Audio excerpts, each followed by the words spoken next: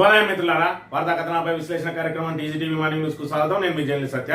ముందుగా రాష్ట్రంలో జరుగుతున్న రాజకీయ పరిణామాలను కనుక పరిశీలించినట్లయితే బీసీ రిజర్వేషన్ల మీద కాంగ్రెస్ చేతులెత్తేసింది. నిన్నటి రోజున జరిగిన మంత్రివర్గ సమావేశంలో బీసీ రిజర్వేషన్ బిల్లుకు సంబంధించి బీసీ రిజర్వేషన్ స్థానిక సంస్థల్లో 42% ఏ విధంగా అమలు చేయాలి, సాధ్యాసాధ్యాల మీద నిన్న రోజున జరిగిన చర్చలో భాగంగా ఒకవైపు ఏదైతే ఆర్డినెన్స్ గవర్నర్ దగ్గర, మరి ఇక్కడ బీసీ బిల్లులు రాష్ట్రపతి దగ్గర పెండింగ్ లో ఉన్న నేపథ్యంలో మరి ఒకవైపు కోర్టు, మరోవైపు కోర్టు ఆల్రెడీ ఏదైతే రిజర్వేషన్ల ప్రక్రియకు విధించిన గడువు పూర్తి కావడంతో ఏం చేయని పాల్గొని ఆ స్థితిలో ఉన్నటువంటి కాంగ్రెస్ మరి ఇక్కడ బీజేపీ రిజర్వేషన్లకు మోకాలు అడుతుందని నెపం బీజేపీ మీదకి నెట్టి మరి ఇక్కడ 2-3 రోజుల పాటు ఢిల్లీలో హైడ్రామా చేసి ఈ రిజర్వేషన్ గండ నుంచి తప్పించుకోవడానికి మరి ఇక్కడ పెద్ద ఎత్తున ప్లాన్ చేస్తున్న పరిస్థితి. ఒకవైపు 42% రిజర్వేషన్ అమలు మరి ఇక్కడ సాధ్యం కాదని తెలిసినప్పటికీ కామారెడ్డి డిక్లరేషన్ లో భాగంగా ఆ అటు సూర్యుడు ఇటు మొలిసినా, ఇటు సూర్యుడు అటు మొలిసినా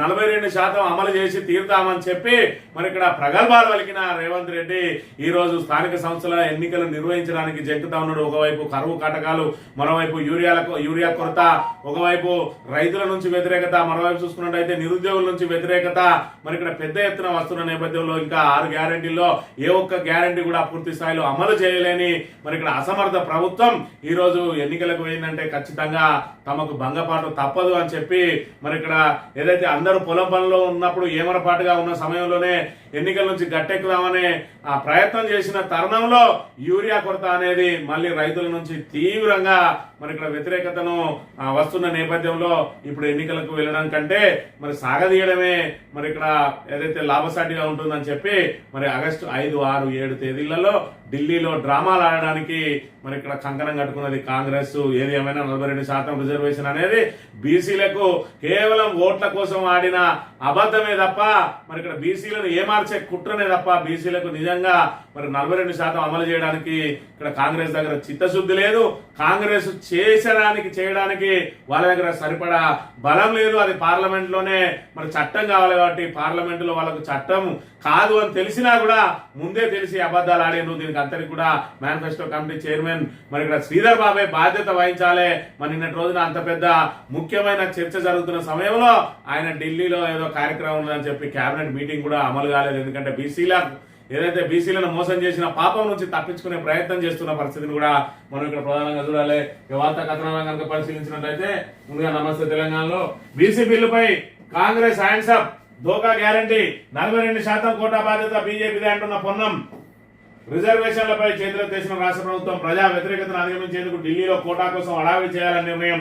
5, 6, 7 తేదీల్లో మంత్రులు ఎంపీలతో ఢిల్లీకి ఏళ్ల జంతర్ మంతర్ వద్ద ధర్నాకు పిలుపు. ఏకాభిప్రాయంతో ఆమోదించిన మంత్రివర్గం. ఎరువుల కొరత, పునాస కరువు కారణాలతో ప్రభుత్వంపై రైతుల్లో వ్యతిరేకత ఉన్నట్టు చర్చ. కోటా లేకుండా ఎన్నికలు వెళ్తే నష్టమేనని వాదన అని చెప్పి ఖచ్చితంగా బీసీల మీద చేతులెత్తేసింది.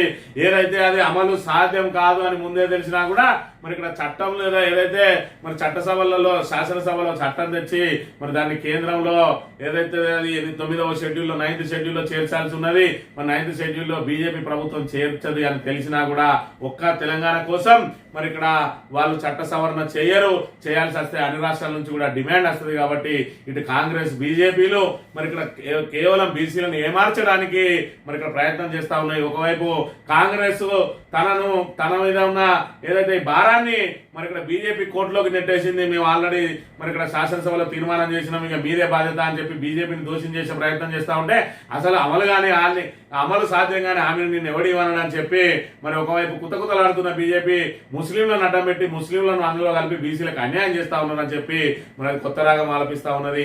ఏది ఏమైనా కాంగ్రెస్ బీజేపీలు రెండు కూడా మరి ఇక్కడ బీసీ ద్రోహులే అని చెప్పి మరోసారి తేటతెల్లమైన పరిస్థితిని మనం ఇక్కడ ప్రధానంగా గమనించాలి.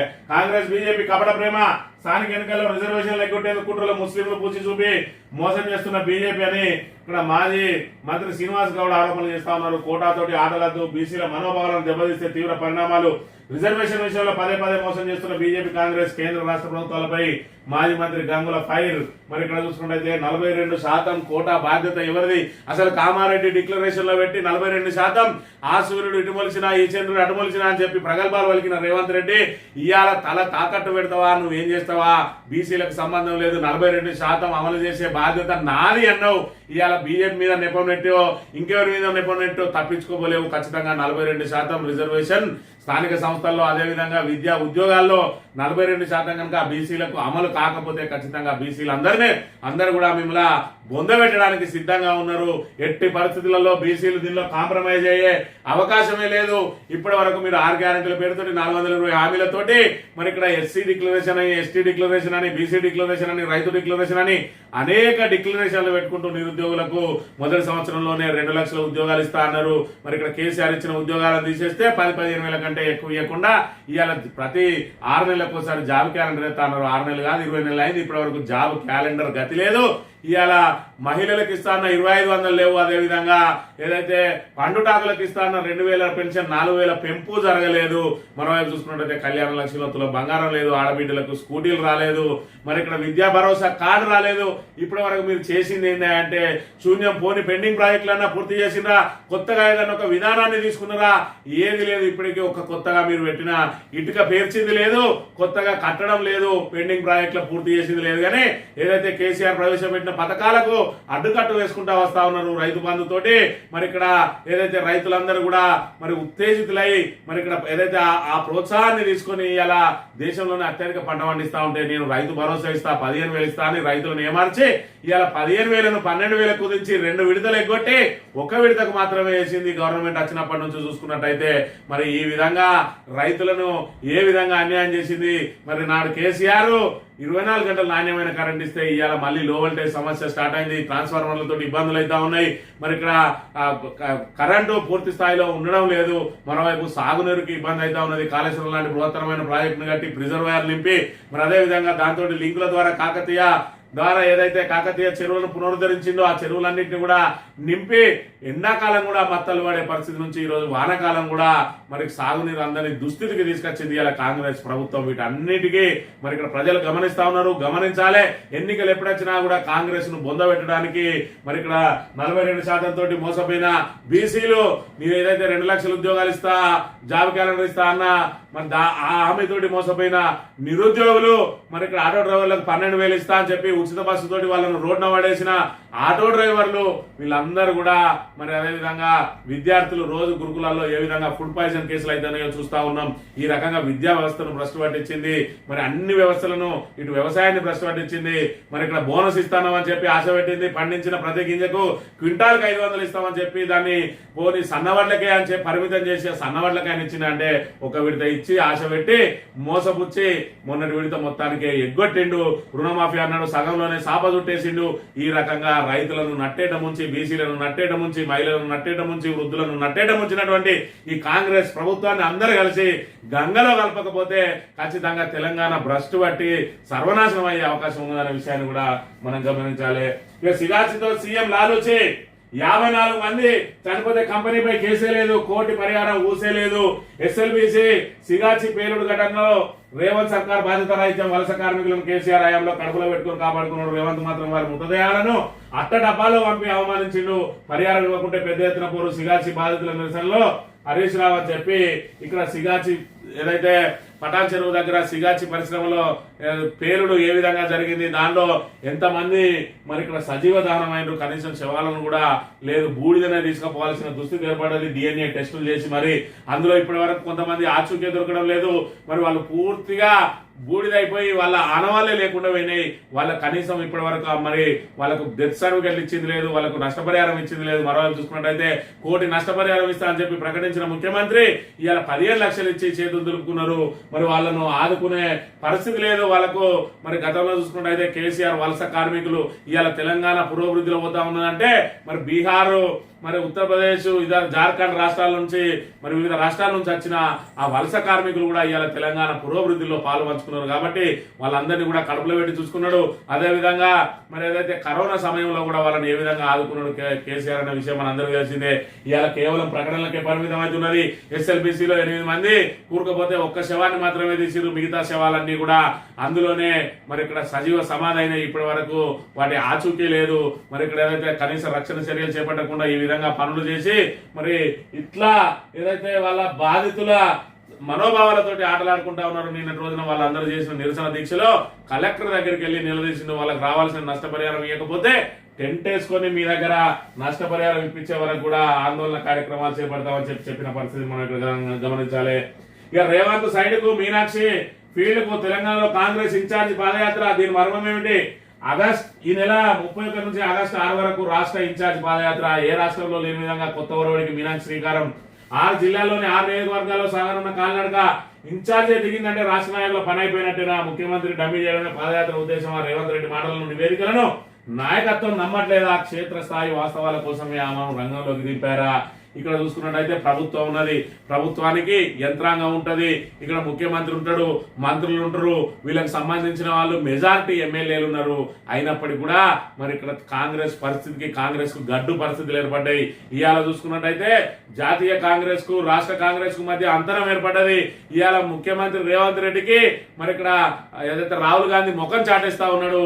రేవంత్ రెడ్డి తీసుకునే నిర్ణయాల మీద, రేవంత్ రెడ్డి పాలన మీద ఆగ్రహంగా ఉన్నాడు రాహుల్ గాంధీ. ఈయన పక్కకు తప్పిస్తే ప్రభుత్వం కూలిపోతుంది అని చెప్పి ఏకైక కారణంతో ఇప్పుడు ఆయనను పక్కకు తప్పించే పరిస్థితి లేదు. మరోవైపు చూసుకున్నట్లయితే కాంగ్రెస్ పూర్తి స్థాయిలో జాతీయ కాంగ్రెస్ నాయకుల చేతులలో లేదు. మరి దీంతో కుక్కలు దింపిన విస్తరవుతున్న నేపథ్యంలో మరి ఇక్కడ మీనాక్షి నటరాజన్ ఈ రోజు పాదయాత్ర చేస్తా ఉన్నది. ఒక ముఖ్యమంత్రి, ఇంతమంది మంత్రులు, ఇంతమంది ఎమ్మెల్యేలు ఉన్న ఇక్కడ పార్టీని పటిష్టం చేయడం కోసం ఎక్కడి నుంచో వచ్చినటువంటి మీనాక్షి నటరాజన్ ఇవాళ కాంగ్రెస్ పార్టీ వ్యవహారాల ఇన్ఛార్జి అని అంటే అంతర్గతంగా ఆమె వ్యవహారాలు కాంగ్రెస్ పార్టీకి తప్ప ఇతరులకు కనబడకుండా ఉండాలి. మరోవైపు చూసుకున్నట్టయితే ఎవరు ఏం చేస్తా ఉన్నారు అని చెప్పి ఎప్పటికప్పుడు వాళ్ళతో మాట్లాడుకుంటూ కాంగ్రెస్ పరిస్థితులు ఏ విధంగా ఉన్నాయని అబ్జర్వ్ చేసుకుంటూ వీటన్నిటిని కూడా మరి ఇక్కడ అధిష్టానానికి చేరవేసి అధిష్టానానికి అదేవిధంగా జాతీయ కాంగ్రెస్ కు రాష్ట్ర కాంగ్రెస్ కు మధ్య వారధిలా వ్యవహరించాల్సిన మీనాక్షి నటరాజన్ ఈ రోజు మొత్తం రాష్ట్రాన్ని గుప్పిట్లోకి తీసుకునే ప్రయత్నం చేస్తా ఉన్నది. ఎందుకంటే ఇప్పటి వరకు ఈ కాంగ్రెస్ చేతిలో ఎవరు లేరు. ఇక్కడ పిసిసి అధ్యక్షుడు మహేష్ కుమార్ గౌడ్ ఉన్నాడంటే ఆయన చేతిలో మరి ఇక్కడ పార్టీ పగ్గాలు పేరుకే ఉన్నాయి తప్ప మరి ఆయన ఒక బీసీ, ఆ బీసీ బిడ్డ చెప్తే ఈయన పరిస్థితులలో లేరు. ఇలా రేవంత్ రెడ్డి మరి హస్తగతం చేసుకుంటే కొంతమంది మంత్రులు కూడా వాళ్ళ వర్గాలను వాళ్ళ చేతిలో పెట్టుకొని మరి పూర్తి స్థాయిలో కుక్కలు దింపిన విస్తరలాగా ఉన్నది కాంగ్రెస్. ఎవరిని మరి గట్టిగా మాటన్నా కూడా కుప్పగూలే పరిస్థితి ఉన్నది. ఇవాళ పొంగులేటి శ్రీనివాసరెడ్డి ఆయన కొంతమంది ఎమ్మెల్యే పట్టుకున్నాడు, బట్టి విక్రమార్క ఆయన కొంతమంది ఎమ్మెల్యే పట్టుకున్నాడు, కోమటిరెడ్డి వెంకటరెడ్డి ఆయన కొంతమంది పట్టుకున్నాడు, ఉత్తమ్ కుమార్ రెడ్డి ఆయన కొంతమందిని పట్టుకుని ఉన్నాడు. ఎవరిని కదిలించినా కూడా ప్రభుత్వం కూలిపోయే దుస్థితిలో ఉన్నది. దాంతో పార్టీని అంతటి కూడా గుప్పిట్లోకి తెచ్చుకోవడానికి మరి ఇక్కడ మహేష్ కుమార్ గౌడ్ కనుక నిజంగానే మరి గట్టి క్యాండిడేట్ అయ్యి రెడ్డో రావో ఏముంటే ఆయన మాట నిలవచ్చు, బీసీ బిడ్డ కాబట్టి ఆయనను కూడా అందరూ చులకనే చూస్తున్నారు. రెడ్లు అయితే మరి కేరే చేయడం లేదు మహేష్ కుమార్ గౌడ్ ను. దాంతో మీనాక్షి నటరాజన్ పాదయాత్ర చేసి మరి ఇక్కడ కాంగ్రెస్ ను ఏ విధంగా మనం ఆ గుప్పిట్లో పెట్టుకోవాలి, రేపు రేవంత్ రెడ్డిని తప్పించాల్సి వచ్చినా కూడా మరి ఇక్కడ కాంగ్రెస్ చిల్లాకల్లం కాకుండా ఏం చేయాలని చెప్పి ప్రయత్నాలు ప్రారంభించింది. అందులో భాగంగానే ఈ 7 రోజుల మరి ఇక్కడ పాదయాత్ర అని చెప్పి చెప్తున్న పరిస్థితిని మనం ఇక్కడ ప్రధానంగా చూడాలి.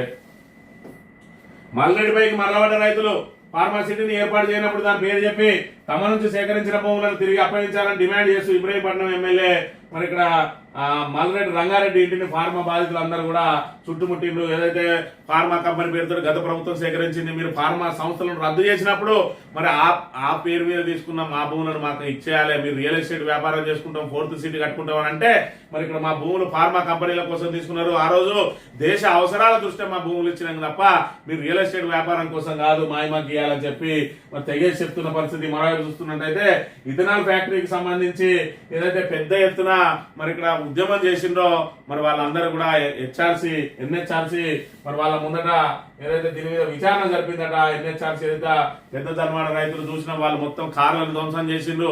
ఆ రైతులందరూ కూడా భౌతిక దాడులకు పాల్పడ్డారు. వాళ్ళు వశపడక ఏదైతే తాము ఇథనాల్ ఫ్యాక్టరీ వద్దు అని చెప్పినా కూడా వినకుండా వాళ్ళు దౌర్జన్యంగా చేసిండ్రో వీళ్ళు కూడా వాళ్ళ మీద విరుచుకుపడ్డారు. అనేక మంది మీద కేసులు అయినాయి. దీని మీద మరి ఇక్కడ జాతీయ మానవ హక్కుల కమిషన్ వరకు వెళ్ళింది. నిన్నటి రోజున వాళ్ళు జాతీయ మానవ హక్కుల కమిషన్ వస్తే మానవ హక్కుల కమిషన్ ఎదుట ఇథనాల్ ఫ్యాక్టరీని పెట్టనిచ్చేది లేదు అని చెప్పి తెగేసి చెప్పిండ్రు.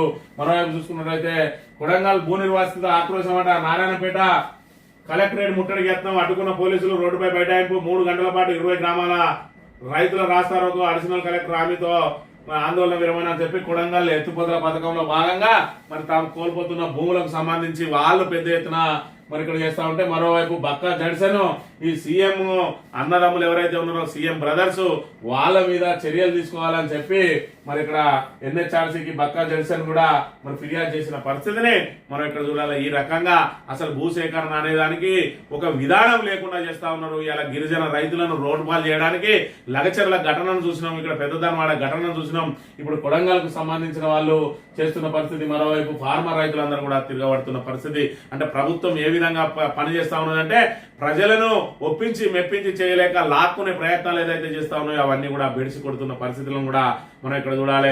ఒకవైపు మరి ఇక్కడ ఏదైతే రాష్ట్రంలో ఉన్న వాళ్ళని ఈ రకంగా వేధిస్తున్న ప్రభుత్వం మరి ఇక్కడ మన నీళ్లను జలచౌర్యం చేయడానికి ప్రయత్నం చేస్తా ఉంటే గురువు చంద్రబాబుకు మోకరిల్లి ఉంటా ఉన్నాడు రేవంత్ రెడ్డి. దాంతో ఇక్కడ బంకచెర్లకు అనుమతులు ఆగవని చెప్పి నిన్నటి రోజున సాక్షాత్తు కేంద్ర మంత్రి చెప్తా ఉన్నాడు. బంకచెర్ల మీద మేము ఇక్కడ సంప్రదింపులు జరుపుతా ఉన్నామని, సంప్రదింపులు లేవు ఏం లేవని చెప్పి రేవంత్ రెడ్డి చెప్తాడు. ఇక్కడనేమో కమిటీ ఎత్తాడు బంకచెర్లకు మార్గం సుగమం చేయడానికి. ఇక్కడ కేంద్ర మంత్రి ఏకంగా రాజ్యసభలోనే చెప్పిండు. మరి ఇక్కడ సాంకేతిక ఆర్థిక అంచనాలపై ప్రక్రియ కొనసాగుతున్నది. తెలంగాణ అభ్యంతరాలు పిఎఫ్ఆర్ అనుమతికి వర్తించబట ప్రాజెక్టుపై తెలంగాణతో సంప్రదింపులు కొనసాగుతున్నాయి. రాజ్యసభలో వెల్లడించిన కేంద్ర మంత్రి రాజ్భూషణ్ చౌదరి. ఎంపీ అనిల్ కుమార్ ప్రశ్నకు జలశక్తి శాఖ సమాధానం. కేంద్రంతో సంప్రదింపులు లేవని ఇటీవల రేవంత్ రెడ్డి వెల్లడి. ఇక్కడ రేవంత్ రెడ్డి ముందర చెప్పేది ఒకటి, వెనక జరిగేది ఒకటి. కేవలం తన సీటును కాపాడుకోవడానికి తెలంగాణ రాష్ట్ర ప్రయోజనాలన్నిటి కూడా తాకట్టు పెడతా ఉన్నాడు. ఆఖరికి మన జలం పూర్తిగా మన ఏదైతే గోదావరి జలాలను కృష్ణా జలాలను తరలించుకుపోతున్నా కూడా కిమ్మనకుండా సైలెంట్ గా ఉంటా ఉన్నాడు. మరోవైపు బీజేపీ ఏదైతే ఉన్నదో కావేరి నదికి అనుసంధానం చేసి గోదావరి నదిని అనుసంధానం చేసి తమిళనాడుకు నీళ్లు పట్టుకుపోవడానికి తెలంగాణ నోట్లో మట్టి కొడతా ఉన్నా కూడా రేవంత్ రెడ్డి వేడుక చూస్తా ఉన్నాడు అనే విషయాన్ని మనం ఇక్కడ గమనించాలి. సాక్షి దినపత్రిక విషయానికి వస్తే సభలో సింధూరం. ఆపరేషన్ సింధూర్ పై పార్లమెంట్ లో కొనసాగిన రభస. పాక్ కాళ్ళబేరానికి వచ్చినందుకే ఆపరేషన్ ఆపేశామన్న రాజ్నాథ్ సింగ్. పాక్ మళ్లీ తోకజాడిస్తే మళ్లీ సింధూర్ మొదలవుతుందన్న రక్షణ మంత్రి. ప్రభుత్వ వివరణను తప్పుపడుతూ విపక్షాల నినాదాలు. కాంగ్రెస్ పై విరుచుకుపడిన హోంమంత్రి అమిత్ షా. ప్రశ్నల వర్షం కురిపించిన కాంగ్రెస్. బీహార్ లో ఓటర్ల జాబితా సవరణపై చర్చ చేపట్టాలని రాజ్యసభలో పట్టుబడిన విపక్ష సభ్యులు. పార్లమెంటు మకర ద్వారం ముందు ఆందోళన అని చెప్పి మరి ఆపరేషన్ సింధూర్ మీద ఖచ్చితంగా చర్చ జరగాలని చెప్పి 3-4 రోజుల పాటు సభను స్తంభింపజేసిన విపక్షాలు. మరి ఇక్కడ ఏదైతే పాకిస్తాన్ ఇండియాకు మధ్య మూడో పక్షం జోక్యం ఎందుకు, ట్రంప్ చెప్తే ఎందుకు కాల్పుల విరమణ చేసిండ్రు, ఇవాళ దేశం అంతా మీ వెంట ఉన్నది, విపక్షాలన్నీ కూడా మీ వెంట ఉన్న రోజున సడన్ గా మీరు మళ్ళీ సంప్రదింపులు లేకుండా ఎందుకు కాల్పుల విరమణ చేయాల్సి వచ్చింది, దానికి డొనాల్డ్ ట్రంప్ నేనే ఆపించిన అని చెప్తే మీరు ఎందుకు మరి ఆయన ఆదేశాలను పాటించిండు అని చెప్పి దీని మీద పెద్ద ఎత్తున విమర్శలు వచ్చిన నేపథ్యంలో నిన్నటి నుంచి మరి చర్చ జరుగుతా ఉన్నది. మరి ఇక్కడ పెద్ద ఎత్తున చర్చ జరిగితే అధికార విపక్షాలు ఒకరిపై ఒకరు ఆరోపణలు మరి ఇక్కడ సంధించుకుంటా ఉన్నారు. ఆపరేషన్ సింధూర్ విజయవంతమైందని చెప్పి పాక్ కాళ్ళ బేరానికి వచ్చింది కాబట్టి వదిలేసినామని చెప్పి ఒకవైపు అధికార పక్షం చెప్తా ఉంటే మరోవైపు ప్రతిపక్షం మాత్రం లేదు, మీరు అమెరికా ఏదైతే ఒత్తిళ్లకు తలొగ్గే ఇవాళ మరి సీజ్ ఫైర్ చేసిండ్రు, కాల్పుల విరమణ చేసిర్రు, ఇది ఎంతవరకు సమంజసం అని చెప్పి వాళ్ళు నిలదీస్తున్న నేపథ్యంలో ఒకవైపు ఆపరేషన్ సింధూర్ మీద చర్చ జరుగుతున్న నేపథ్యంలోనే పహల్గామ్ ఏదైతే దాడికి పాల్పడ్డ ఉగ్రవాదులు ఎవరైతే ఉన్నారో వాళ్ళని నిన్నటి రోజున మట్టుబెట్టింది సైన్యం. పహల్గామ్ ఉగ్రదాడి మాస్టర్ మైండ్ అతమ్ ఆపరేషన్ మహాదేవ్. మరో 2 ముష్కర్లు కూడా మట్టుబెట్టిన ఎలైట్ కమాండోలు మరో ఉగ్రముఠా కోసం వేట. మరి కాల్పుల విరమణ జరిగిన రోజున ప్రధాన ఆరోపణ ఏమొచ్చిందంటే ఇది అధికార పక్షం మీద పహల్గామ్ నిందితులు ఎవరైతే ఉన్నారో పహల్గామ్ ఉగ్ర దాడులకు పాల్పడి విచక్షణ రహితంగా మన ఏదైతే మన సామాన్యులను కాల్చి పడేసిండ్రో వాళ్ళను మట్టు పెట్టకుండా ఎందుకు దాన్ని కాల్పుల విరమణ చేసిండ్రు అని చెప్పి పెద్ద ఎత్తున దీని మీద విమర్శలు వచ్చినాయి. ఏం సాధించిందని చెప్పి మీరు ఇక్కడ కాల్పుల విరమణ చేయాల్సి వచ్చింది, ఎందుకు తలొగ్గాల్సి వచ్చిందని మరి ఇక్కడ ఏదైతే దాని మీద చర్చ జరుగుతున్న సమయంలోనే మరి ఇక్కడ పహల్గామ్ కు సంబంధించిన సూత్రధారి ఎవరైతే ఉన్నాడో ఉగ్రదాడికి సంబంధించిన సూత్రధారి మరి వాడిని నిన్నటి రోజున మట్టు పెట్టడం ఒకందుకు అంటే బీజేపీకి కలిసి వచ్చిన అంశంగా మనం ఇక్కడ పరిగణించవచ్చు. ఆపరేషన్ సింధూర్ మీద విస్తృతమైన చర్చ జరుగుతున్న సమయంలో జరిగిన ఎన్కౌంటర్ ఇది. మరి ఇక్కడ ఆపరేషన్ మహాదేవ్ పేరుతోటి ఎవడైతే ఆ ఉగ్రదాడులకు మరి ఇక్కడ నాయకత్వం వహించిండో వాడిని నిన్నటి రోజున మరి ఇక్కడ ఏదైతే ఎన్కౌంటర్ చేసిండు ఇది నిజంగా కూడా మరి ఇక్కడ బీజేపీకే కాదు భారత్ కూడా శుభ పరిణామం. అందరూ కూడా ఆక్రోశంగా మరి ఇక్కడ బీజేపీ మీద కూడా ఆగ్రహంగా ఉండే ఎవడైతే దానికి సూత్రధారి ఉన్నాడో వాడిని పట్టుకోకుండా వాడిని అప్పగించకుండా ఎందుకు కాల్పుల విరమణ చేయాల్సి వచ్చిందని. కానీ వాడు నిన్నటి రోజున అనుకోకుండా మరి ఎన్కౌంటర్ లో మృతి చెందడం మాత్రం ఇటు బీజేపీకి లాభించింది, ఇటు భారత పౌరులు కూడా కొంతవరకు మరి ఇక్కడ ఏదైతే సంతృప్తిగా ఉన్నారు. ఖచ్చితంగా పహల్గాం దాడికి పాల్పడ్డ వారిని నడి రోడ్డు మీద ఉరిదీయాలని చెప్పి ముక్తకంఠంతో కూడా వాళ్ళందరూ మరి ఇక్కడ వినోదించిన అంశాన్ని మనం చూడవచ్చు. ఇక నిమిషప్రియ మరణశిక్ష రద్దు, కాంతపురం ఏబి అబూబకర్ ముస్లియార్ కార్యాలయం ప్రకటన అధికారికంగా ధృవీకరించని భారత విదేశాంగ శాఖ. యెమెన్ లో ఏదైతే ఈమె ఒక వ్యక్తి మరణానికి కారణమైందో ఆ యెమెన్ ప్రభుత్వం ఇక్కడ మరణశిక్షను వేసింది. ఈమె మరణశిక్షను మరి తప్పించడానికి భారత్ కూడా అనేక ప్రయత్నాలు చేసింది. పెద్ద ఎత్తున మరి ఇక్కడ ముస్లిం కుటుంబాలను కలిసి ఇక్కడ ముస్లిం మత పెద్దల ద్వారా కూడా రాయబారాలు చేసింది. మరి ఇక్కడ వాళ్ళకి ఏదైతే నష్టపరిహారం ఈమె ద్వారా ఎవరైతే చనిపోయినరో ఆయనకు నష్టపరిహారం ఇచ్చి వాళ్ళు క్షమాభిక్ష పెడితేనే ప్రభుత్వం వదిలేసే అవకాశం ఉంటుంది కాబట్టి ఆ దిశ కూడా ప్రయత్నం చేసిండ్రు. దానికి సంబంధించిన 8 కోట్ల రూపాయలు ప్రభుత్వం కట్టడానికి కూడా ముందుకొచ్చింది. కానీ మరణశిక్షను తాత్కాలికంగా వాయిదా చేసిండ్రు. మరి నిన్నటి రోజున మరణశిక్షను పూర్తిగా రద్దు చేసిండ్రు. అంటే వాళ్ళు ఏదైతే క్షమాభిక్షకు అంగీకరించిందని చెప్పి మరి ఇక్కడ ముస్లిం మత పెద్ద చెప్తా ఉన్నారు. కానీ ఇంకా భారత్ ఎంబసీ నుంచి అయితే అధికారికంగా ప్రకటన రాలేదు అని చెప్పి ప్రకటిస్తున్న పరిస్థితిని చూడవచ్చు. ఈ ఆంధ్ర జ్యోతి విషయానికి వస్తే రాష్ట్రపతిని కలుద్దామంట. బీసీ రిజర్వేషన్ల కోసం కేంద్రం మీద ఒత్తిడి పెంచుతావా? రాష్ట్రపతిని కలుస్తావా? నువ్వు తలకాయ కిందికి పెట్టి కాలు మీద పెడతావా? 42% అమలు చేయకపోతే బీసీలు మరి ఇక్కడ మీరు కావాలనే మీకు తెలిసే మోసం చేసిరు కాబట్టి బీసీలు ఎవ్వరు కూడా కాంగ్రెస్ పార్టీని ఉపేక్షించే పరిస్థితి లేదు. మొన్నటి రోజున ఆర్డినెన్స్ తెచ్చిన రోజు బీసీలను ఏదైతే మీకు సంబంధించిన మీ చేతులలో ఉండే బీసీలను తీసుకొని మరి ఇక్కడ పూలాభిషేకాలు చేసిరో ఇప్పుడు బీసీలు ఒక ఆలోచన చేయాలి. ఆర్డినెన్స్ వేగంగానే సంకలు గుద్దుకున్నారు. ఆ ఆర్డినెన్స్ కు చట్టబద్ధత ఎంత అనేది కూడా ఆలోచించలే. కనీసం చట్టబద్ధత రాకుండా పోలే ఆర్డినెన్స్. మరి అక్కడ ఏదైతే గవర్నరు మరి ఇక్కడ దాన్ని లీగల్ ఒపీనియన్ కోసం పంపడంతో అది కిల్ అయిపోయింది. పూర్తిగా ఆర్డినెన్స్ మీద అడియాశలు అయిపోయినాయి. తర్వాత బిల్లుల సంగతి చూసుకున్నట్టయితే నువ్వు కామారెడ్డిలో డిక్లరేషన్ చేసి 42% ఇస్తా అని చెప్పి కేంద్రం మెడలు వంచుతా అని చెప్తే మరి కేంద్రం మెడలు వంచుకొని మీకు ఏ విధంగా ఇస్తుంది? మరి ఇక్కడ దానికి సంబంధించి ఒప్పించి మెప్పించే తెలివి లేదు. మరి మా బడే బాయ్ అంటావు. ఆ బడే బాయ్ దగ్గరికి పోయి ఇప్పటి వరకు 42% మీద ఒక్క మాట మాట్లాడలేదు. ఇక్కడ ఈ తాబేదారు పత్రికలు ఏవైతే మరి రేవంత్ రెడ్డి బూటు నాకే పత్రికలు ఏవైతే ఉన్నాడో దీని ద్వారా లీకులు ఇస్తా ఉంటాడు. రాహుల్ గాంధీనే ఏదైతే ప్రధానమంత్రి దగ్గర తీసుకుపోయి ఒప్పించడానికి ప్రయత్నాలు చేస్తా ఉన్నాడు రేవంత్ రెడ్డి అన్నాడు. ఏమైంది నీ రాహుల్ గాంధీని తీసుకొని ప్రధానమంత్రితో ఎందుకు మాట్లాడలేదు? ఇప్పటి వరకు మరి ఇక్కడ దానికి సంబంధించిన ఏదైతే మరి పార్లమెంట్ సమావేశాలు నడుస్తా ఉన్నాయి. ఆపరేషన్ సింధూరు మీద పట్టుబడతా ఉన్నది ఇండి కూటమి, నీ కాంగ్రెస్ ఆధ్వర్యంలో ఉన్న ఇండి కూటమి, నీ ప్రతిపక్ష నాయకుడు. బీహార్ లో జరుగుతున్న ఓట్ల ఏరువేత కార్యక్రమం ఏదైతే ఉన్నదో రోహింగ్యాలకు ఓట్లు, బంగ్లాదేశ్ నుంచి వచ్చిన వాళ్లకు ఓట్లు ఏవైతే ఉన్నాయో వాటిని ఏరేస్తా ఉంటే ఏరేయద్దు. ఎందుకంటే ఆ ముస్లిం ఓట్లన్నీ కూడా మా కాంగ్రెస్ కే పడతాయి. అక్కడ బంగ్లాదేశ్ అయినా మంచిదే, మరి ఇక్కడ దుబాయ్ అయినా మంచిదే. వాళ్ళందరూ కూడా ఇక్కడ ఓట్లు ఉండాలి. ఎందుకంటే వాళ్ళందరూ కూడా మరి ఇక్కడ దేశభక్తులకు వ్యతిరేకంగా చేస్తారు కాబట్టి మాకు అనుకూలంగా ఉంటాయన్న చందంగా మరి ఇక్కడ ఇతర దేశస్తులకు ఓట్లు ఉండద్దు అని కోరాల్సిన ఈ పక్షాలు మరి ఇతర దేశస్తుల ఓట్లను ఏమైతే ఏరేస్తా ఉన్నారో దాన్ని వ్యతిరేకించడం చూస్తా ఉంటే వీళ్ళకున్న దేశభక్తి ఏ విధంగా ఉన్నదో మనం ఇక్కడ ప్రధానంగా గమనించవచ్చు. మరి ఇదే రాహుల్ గాంధీ మరి వాళ్ళే వచ్చి ఇక్కడ ప్రకటించిన కామారెడ్డి డిక్లరేషన్ మరి అమలు చేసి తీరుతామన్నారు. మరి ఈ 42% దాని మీద ఇప్పటి వరకు ఎందుకు సభలో చర్చ పెట్టలేదు? ఎందుకు దీని మీద మరి ఆ అంశాన్ని లేవనెత్తుతలేరు? మరి కేవలం ఇది ఓన్లీ బయట మాత్రమే మాట్లాడి మరి ఇక్కడ పత్రికలలో వచ్చి కాంగ్రెస్ బాగా కొట్లాడుతుంది రిజర్వేషన్ కోసం అని చెప్పి ప్రజలను ఇంకా ఏమార్చడానికి ప్రయత్నం చేస్తా ఉన్నారు. అందులో భాగంగానే ఆగస్టు 5, 6, 7 తేదీలలో ఢిల్లీలో మొత్తం ఏదో ప్రదర్శనలు చేస్తారట, నిరసనలు చేస్తారట.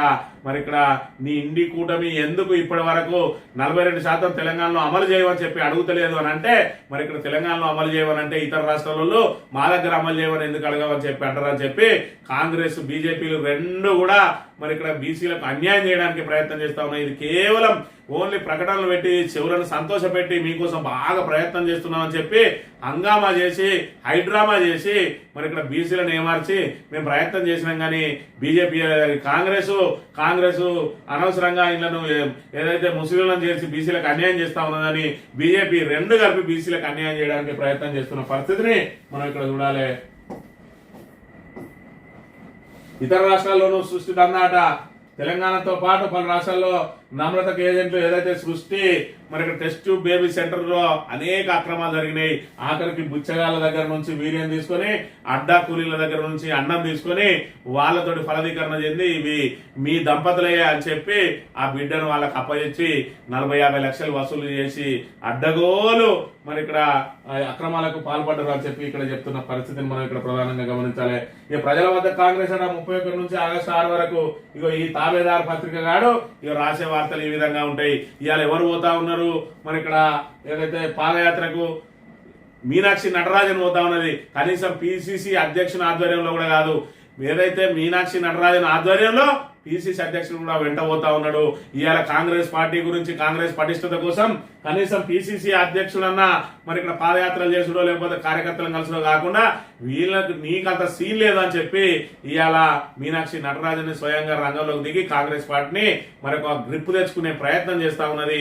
మరి ఇక్కడ పిసిసి అధ్యక్షుడికి చేత కాదు అని చెప్పి మరి ఇక్కడ డిక్లేర్ చేసింది.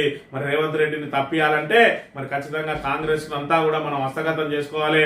విచ్చలవిడిగా ఉన్నది కాంగ్రెస్, కొంతమంది ఎమ్మెల్యేలు కొంతమంది చేతిలో, కొంతమంది ఎమ్మెల్యేలు కొంతమంది చేతిలో, మెజార్టీ ఎమ్మెల్యేలు రేవంత్ రెడ్డి చేతిలో, మరి కాంగ్రెస్ అధిష్టానం చేతిలో ఎందరు ఉన్నారు అంటే ఏళ్ల మీద లెక్క పెట్టే మాత్రమే ఉన్నారు అనే విషయాన్ని మనం ఇక్కడ ప్రధానంగా చూడాలి.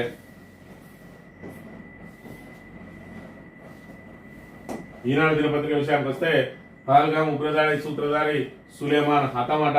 మరి ఇక్కడ ఇది ఖచ్చితంగా బీజేపీకి అయితే ఏదైతే ఇరుకున పెట్టడానికి ప్రయత్నం చేసిందో మరి విపక్షాలు గాని కాంగ్రెస్ గాని పార్లమెంటులో ఈ సమయంలో ఏదైతే సూత్రధారి దొరకడం అనేది మాత్రం బీజేపీకి లాభించిన అంశమే అనే విషయాన్ని అయితే మనం ఇక్కడ ప్రధానంగా చూడాలి.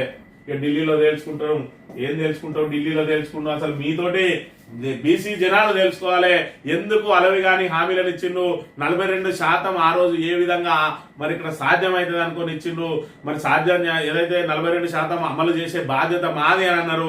ఇవాళ చూసుకుంటే అందరు కలిసి రావాలి, బీసీలు అందరు కలిసి రావాలి, మనం పోయి ఢిల్లీలో పోయి పెద్ద ఎత్తున చేయాలి అని ఇవన్నీ ఇక్కడ ఏదైతే అధికారంలో ఉన్న నువ్వు కాదు చేయాల్సింది, మీరు చేయకపోతే బీసీలు అందరూ మీ మెడలు అదే విధంగా బీజేపీ మెడలు ఏ విధంగా వంచాలనో, ఎలక్షన్లు ఎప్పుడు వచ్చినా కూడా మిమ్మల్ని ఏ విధంగా తొక్కి పెట్టాలనో బీసీ జనాలు చూసుకుంటారు.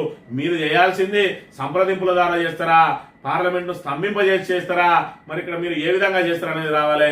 ఇప్పటి వరకు మీ యూపీఏకి సంబంధించిన మంత్రులు, ఇండి కూడా మంత్రులు ఎవరు కూడా మరి మీ ఎంపీలు ఎవరు కూడా మరి దీని మీద అక్కడ పార్లమెంట్ లో చర్చించడానికి సిద్ధంగా లేరు. కేవలం పార్లమెంట్ బయట హంగామా చేసి మరి బీసీలను మోసం చేయడానికి మరో కుట్రకు మరి తెరదీస్తా ఉన్నది ఇక్కడ కాంగ్రెస్ ప్రభుత్వం అనే విషయాన్ని బీసీలు అందరూ కూడా గమనించాలి. 42% కనుక మరి కోటా అమలు లేకుండా ఏదైతే స్థానిక సంస్థల ఎన్నికలకు పోతే ఖచ్చితంగా కాంగ్రెస్ ను బొందబెట్టడానికి ప్రతి ఒక్కరు కూడా నడుం కొట్టాలి, ప్రతి బీసీ కూడా నడుం కట్టాలి.